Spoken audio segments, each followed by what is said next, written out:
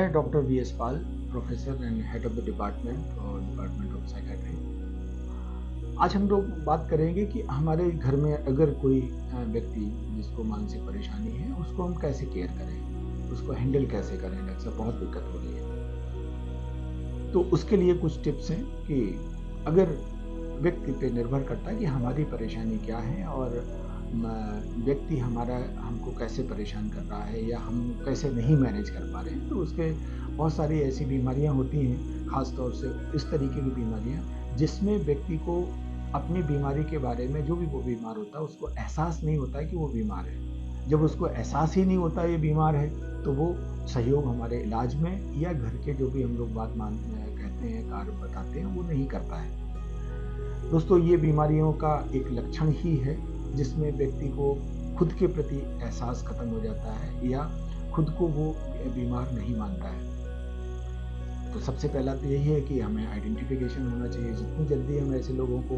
पहचान लें, उनकी मदद करें। मदद करने के लिए डॉक्टर के पास ले जाएं, अपने साइकियाट्रिस्ट के पास, और वो जैसा भी इलाज बताता है उसमें हम लोग अपना सहयोग करें। ऐसे लोगों को डांट के या उनके साथ और रिस्ट्रिक्शंस बहुत लगा के हम नहीं इनसे पार पा सकते हैं या हम उनसे नहीं इनको निजात दिला सकते हैं। ऐसे लोगों को हमें कॉन्फिडेंस में लेना पड़ता है, उनकी मदद करनी पड़ती है और इनको बार बार इन चीज़ों को लिए प्रेरित करना पड़ेगा कि इंसाइट देनी पड़ेगी कि नहीं, ये जो भी चीज़ें हो रही हैं, जैसा कि डॉक्टर ने बताया है कि ये ऐसा बीमारी में होता है, तो हमें कुछ नहीं करना। हमें इसके लिए जो भी डॉक्टर ने दवाइयाँ दी हैं वो हमें समय से लेनी है। हमें उनकी दवाइयों का भी ध्यान रखना चाहिए। हम लोग कोशिश करते हैं कि अटेंडेंट जो भी लोग होते हैं उनको समझा के उनकी जिम्मेदारी फिक्स करते हैं, क्योंकि मरीज को नहीं पता है कि हम बीमार हैं। तो घर वाले जो भी व्यक्ति होते हैं वो सही मात्रा में दवाई और सही समय पे दें। अपने डॉक्टर जब भी वो बुलाता है उनको उनके पास लेके जाएं, उनके साथ एक सौहार्दपूर्ण वातावरण या व्यवहार करें, क्योंकि ये व्यक्ति हमारा परिवार का बुरा नहीं है। हाँ, उनकी बीमारी के कारण उनके व्यवहार में जो बदलाव आया है वो उसके लिए बीमारी जिम्मेदार है, ना कि वो व्यक्ति।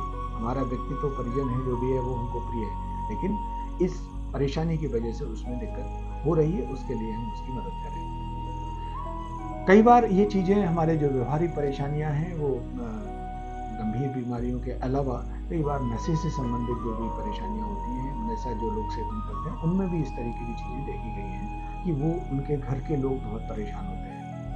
वो लोग जब भी नशा कर लेते हैं तो उसमें परेशानी उनको होती है। तो इसके लिए भी बहुत ही कारगर इलाज आजकल उपलब्ध है। किसी भी तरीके का नशा हो, चाहे तम्बाकू से लेके ब्राउन शुगर, स्मैक, हीरोइन, गांजा, भांग, यानी कोई भी चीज़ें, शराब, सभी चीज़ों का इलाज है आज के विज्ञान के युग में। हम अगर अच्छे डॉक्टर से उनकी सलाह से चलते हैं तो उन चीज़ों में ज़रूर सुधार होता है और मरीज एक अपनी अच्छी ज़िंदगी जी सकता है। अगर हम जो भी और क्वेरीज होती हैं अपने डॉक्टर से डिस्कस करें, उनसे और चीज़ों को डिटेल में पूछें, तो हम ज़रूर अपने परिजनों का अच्छे से ध्यान रख सकते हैं। इसमें सबसे ज़रूरी है कि हमें भी उनके साथ में हेल्दी रहना पड़ेगा।